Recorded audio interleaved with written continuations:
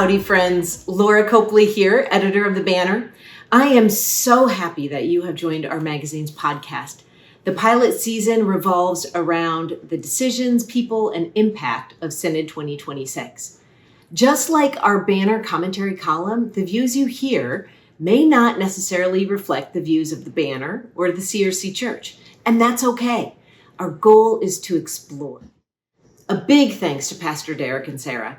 They recorded all episodes in the hours directly following Synod, catching folks just before they headed home. These conversations are fresh, candid, and really interesting. But enough for me. Let's get to it. How does one get to be the president of Synod? And what does that mean? Besides that you get to call the meeting to order, and you get to hand out the giveaways, and you get to call the next speaker in the queue. This works differently in different denominations. For example, if you're voted to be the president of the Southern Baptists Convention, their General Assembly, you can and nearly always are elected for a second year. If you're voted to lead the Presbyterian Church in America's General Assembly, you're the moderator. And while you can serve more than 1 year, so far no one has. That's true. In the CRC, the Synod president is chosen by delegates 2 weeks before the gathering, and he does get to use the gavel, he keeps the conversation moving, and he gets to work on committee assignments for the next Synod. Is that correct? Okay. What else does he do? How does he make those decisions, and how much time does this take? Let's talk about it. I am Sarah Zylstra. I'm a writer for the Gospel Coalition and a member of New City Church, which is a Christian Reformed congregation in Kansas City, Missouri. And I am here with Derek Buikema, who is the pastor of Orland Park Christian Reformed Church. And we're the hosts of the Banner podcast. In our first season, we're analyzing Synod 2026, and we're taking a look at the way that God uses the ordinary work of government to bless and to grow his church. Our guest today is Chad Steenwyk, who not only served as this year's president, but was also vice president in 2023 and was a delegate in 2008 and 2013. Welcome, Chad. Thank you. It's good to be here. Thank you for having me on the podcast. Yeah, I'm excited.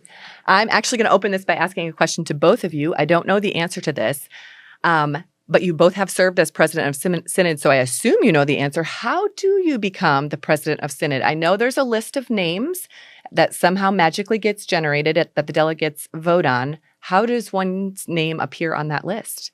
Yeah, I think you have to go back when you register for Synod. They ask you all these questions, and one of them is, would you be willing to serve as president or vice president or as clerk and first clerk? And you can put your name in both of those queues if you want, but then that name is populated, and that name goes before the delegates. They have a convening session, which we had, as you mentioned, 2 weeks before. That was a Zoom session with all of the delegates.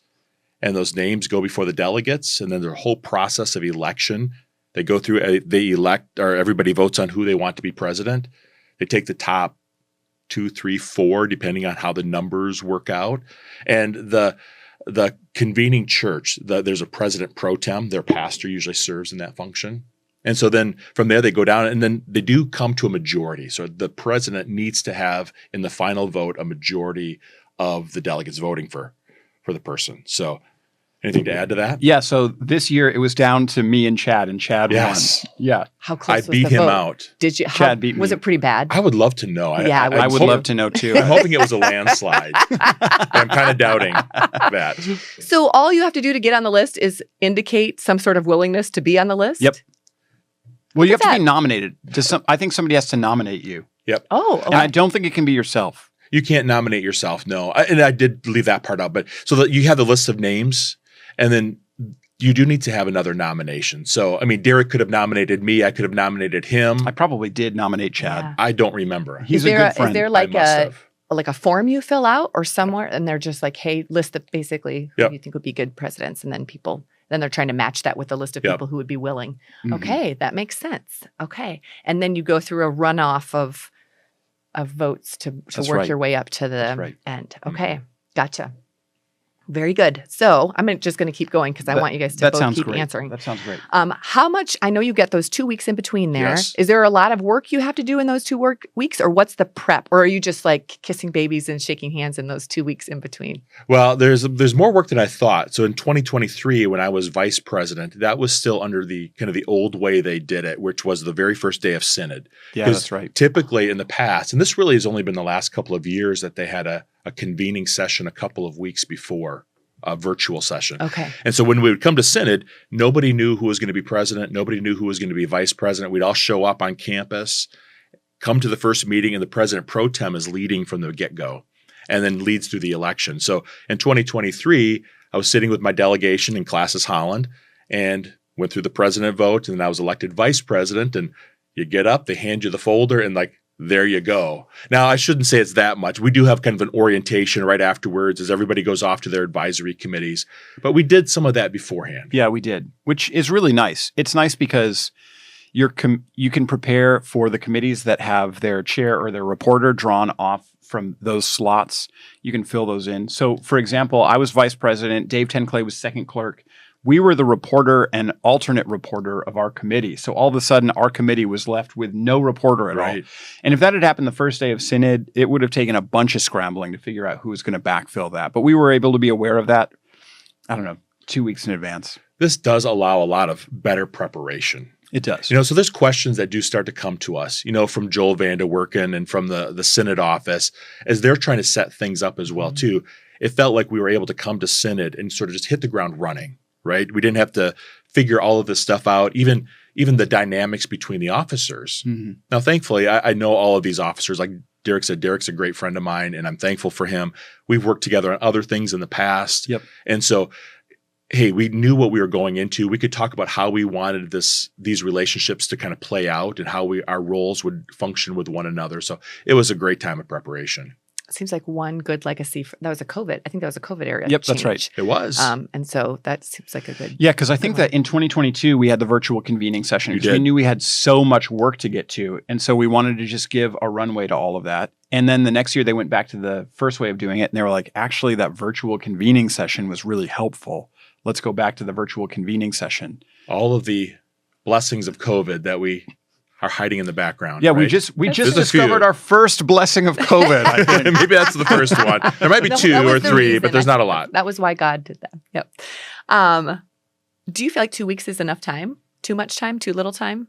I think it's actually enough time. I feel like we could get the things done. I think if it was longer, I think you kind of run the risk of sort of politicking before Synod a little bit. Other people know that you're the president and the vice president. Yeah. And we want to avoid that as much as possible. There's a little bit of that happen, but I can't say I had to field too many texts or calls or anything in that regard.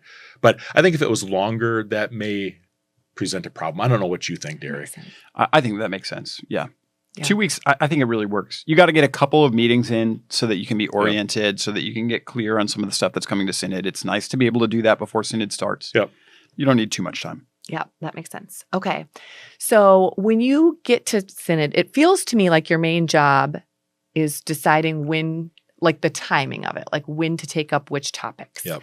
And then I watched the live stream this year. I think this is the first time I've tried to watch the live stream almost all the way through. And Chad, it seemed very random because you were like, we're going to take 2A and 4C, and then we're going to take 9Q or something. And it was just like, that's like, how do you have a plan, or are you just picking your favorite number? Well, there is a plan, as much as it may not look like that, but some of it depends on what we have available to us. So, we come to plenary Monday morning. So the advisory committees, they work on Friday and Saturday. Sunday's a day of rest and some fellowship and worship and all of those things. And by the time you get to Monday morning, you can only deal with what you have ready. Okay. And so some of these committees, and there weren't a lot of deeply controversial topics this year, but there were a lot of significant topics. Mm-hmm. And so as these advisory committees went on, they were just wrestling through, how do we exactly come to a consensus, or how do we come to a final report on this? And then it has to go from the reporter and the chair. They're the ones that pull that report together. The committee has to approve it. And then it goes to the Synod office for formatting and editing and all of those things. And then they get posted on the site. And plus, you need to have some time for the delegates to read those ahead of time. Now, I don't know that they had significant time to read all of them. No. There were so many reports this year. It just felt like there were many more than I've experienced in the past. I feel the same way. Like in the past, there were a lot of times where we'd be like, all right, today we're going to deal with the Committee 8 report. But this year it was like Committee Report 8A and 8B and 8C and 8D and 8E and 8F. And it felt like that all the way down, that there were very few that didn't have like multiple advisory committee reports. It really wasn't until the last day when of course, by the last day, everything is in. But we had all of the committee reports. I think it was for 8, I believe. I don't remember. The last day? Committee? Yeah, with John Lee. Was it 8? Or was it 2? It could have been 2. It was 2. All these numbers were still coming out of the fog of Synod a bit. But I think it was 2. But we were able to do 2. But even with 2, it's like we did 2B and then we went to 2A and then to 2F and then back to 2. It was just the order of all of those things. And the committees did really good work. Don't get me wrong. There just was a lot of work that came through. And it was really scattershot. The last synods have really been focused on like 1 or 2 main issues. And here there were like 15 issues, that we were dealing with. Yeah, that makes sense. Are you trying to space them out? Like we'll take up a weighty one and like one weighty one a day or one weighty one a session even, or boy, it's late at night. Let's try and take an easy one. We do some of that. Absolutely. I know we've had, 4 different majority minority reports? Something like that. Yeah. There was one day where we were going to end up having 2 of them back to back. And we said, that's probably not the best idea. So we ended up moving one to the next day. So let's just do one majority minority report. Because obviously if there's a disjunction in the committee, there's probably going to be that same disjunction on the floor of Synod and plenary.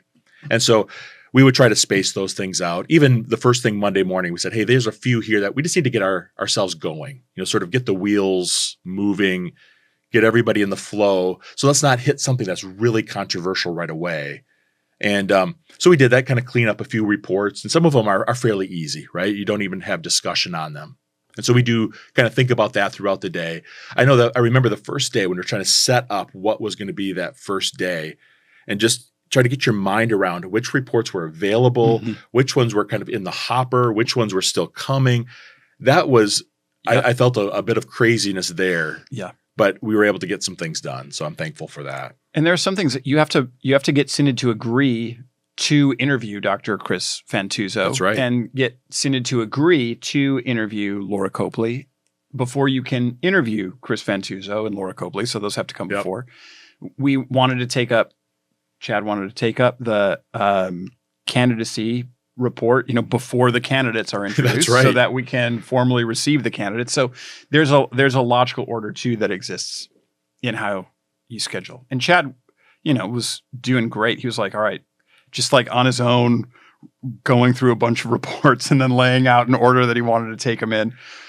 I will definitely say, having Joel Vanderwerken and Ashley Maidendorp, that whole crew did a great job. Yeah. They worked their tails off this week, and so I'm thankful for that. But they feed us so much stuff. They do. And so we get this stuff, and we're going back and forth and just trying to figure out what's the best way to lay this out. But it does end up on us as officers to make the final decision of what we're taking up when and how to read the body. Yeah. Is there a deadline? I guess I sort of thought all the advisory reports were supposed to be done by Monday morning.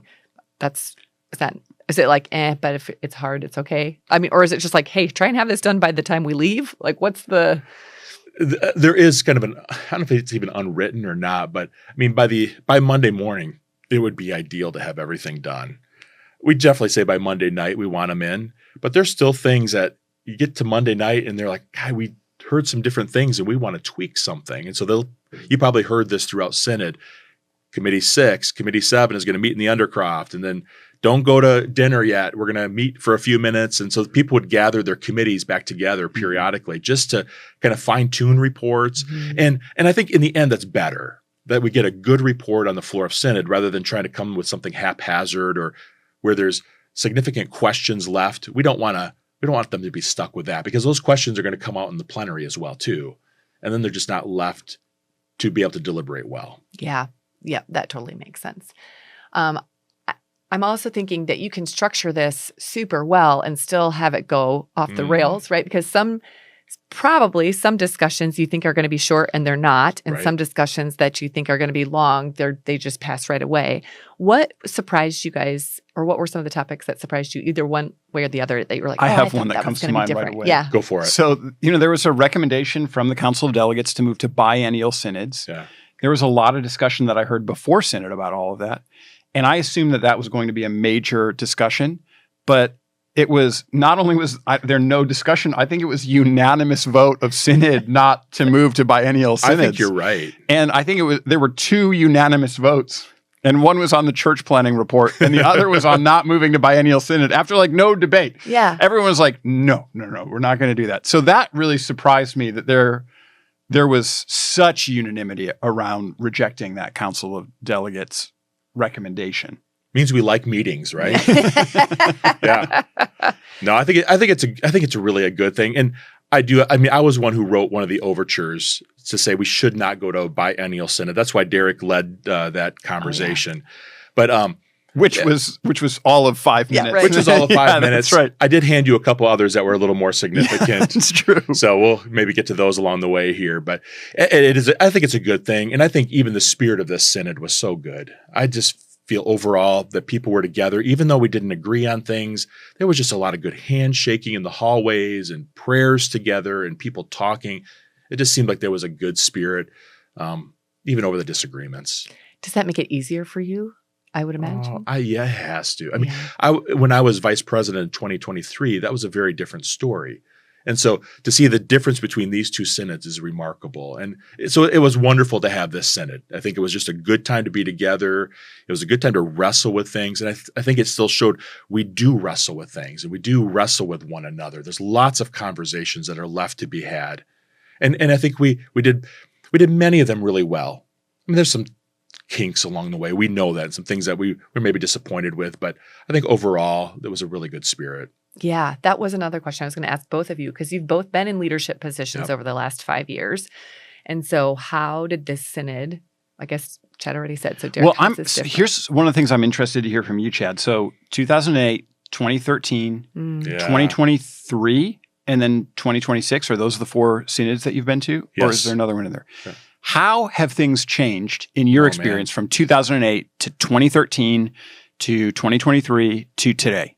I mean, for one thing, just myself, 2008, I was 4 years into ministry. My first synod, you have no idea what's going on. You're just kind of trying to drink from the fire hose, right? Keep your head above water. And so, those 2 synods, they feel like such distant past, but it felt like there was just sort of a lot of unsaid things. Like there's just a lot of stuff going on underneath in the background. And I don't know exactly how to explain that. It didn't feel like there was this great, camaraderie among the whole body. Like people were just sort of coming in, and maybe that was just more me too. I don't know. But we didn't deal with as weighty of matters. I know you were vice president in 2022. And I was vice president in 2023. You were president in 2024. Yeah. And those were significant years, especially 22 and 23. If I think of significance in terms of just hurt and difficult conversations and lots of things that were said that, we probably aren't all that proud of as a denomination. Yeah, it's true. So I think from those 2 synods, it just felt like a different era. But things were changing by the time we got to 2022, 23. And I think 22, we made some of those decisions about the human sexuality report. Yep. Those were confirmed in 2023. And so the confirmation was, it wasn't our last discussion on it. I mean, we've been having this discussion for a long time, and we'll still have discussions on these things. But 2023, there's just a lot of heat at that synod. And so, and I've said I probably do hold the record for the most people resigning under my chairmanship, because I was leading at the end of 2023. And it was a painful time. I just remember just being emotionally exhausted at the end of that. And I broke down in tears, and I'm trying to hide it behind the desk, because I'm like, it just felt like this is such a heavy moment for the CRC. Mm-hmm. And then to come to 2026 and to feel like this is life-giving. I felt that in the worship. The worship was so beautiful. I mean, the songs we sang were so significant, and the liturgies we had. The engagement in singing at this synod Oh. is just far and away beyond anything I've experienced at synod before. Not Yep. even close. Why would that be, though? I don't know if it was. I think Rachel Buikema did such a fantastic job picking the songs for one thing. She just picked good, gospel proclaiming songs that I think that just the hearts of the delegates could sing really well. Yeah. And I think she did a great job of showing kind of the broadness of the denomination too. I mean, she brought in people from every different background. I mean, the Korean delegation was leading up in the front, and so there's all of these different languages that she was bringing in. It was a beauty to all of that, right? But the gospel was present, and it felt like it just had that gravitas that the gospel has in the life of a believer, right? And so I think some of that was the case. I don't know what you thought about the worship. I think that, just excellently chosen songs. I think especially in 2016, it seems like there were a lot of activities that felt a little silly to me.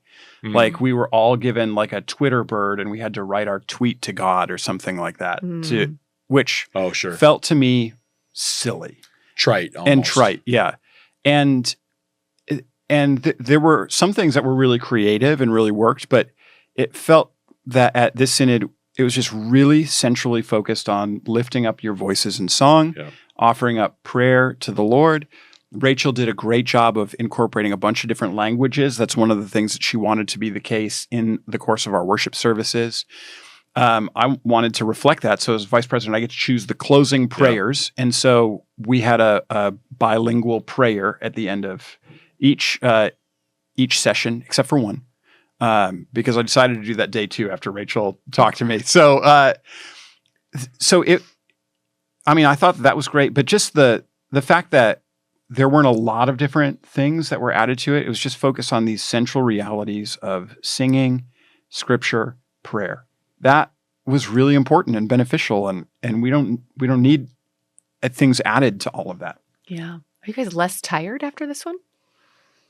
I'm definitely less tired than 2023, but that just had an emotional weight on it that was super heavy. And we did go all the way to 3:00 on Thursday, so we ran every single minute that we possibly could have.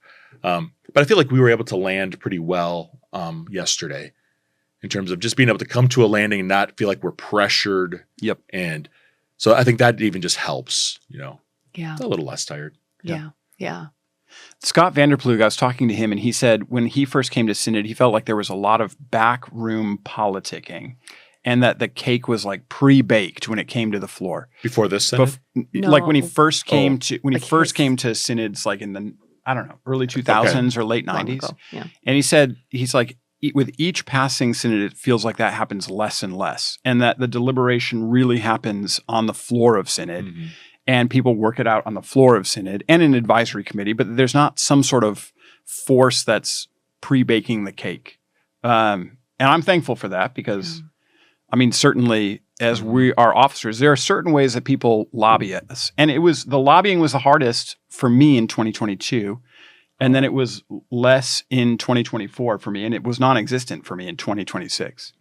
I don't know what it's been like for you. I don't think there's little we can do in terms of lobbying anyway. I don't feel like I was lobbied a whole lot. I mean, of course we have conversations about Synod with colleagues and classes and in the area and whatnot, but I don't get the sense that there was a lot of lobbying.